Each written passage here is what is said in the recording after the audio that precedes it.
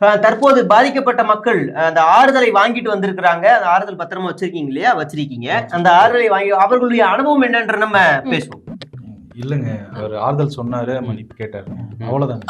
பாத்தீங்களா, தளபதி அழுது கண்ணீர் மல்க மன்னிப்பு கேட்டிருக்காரு. கண்ணீர் தார தாரையா ஊத்தி இருக்கு. இவங்க போய் தொடக்க போயிருக்காங்க. இல்ல என்ன விடுங்க, என்ன அழ விடுங்க, என்னால அழுது முடிக்கணும் அப்படின்னு சொல்லி அழுது இருக்காரு.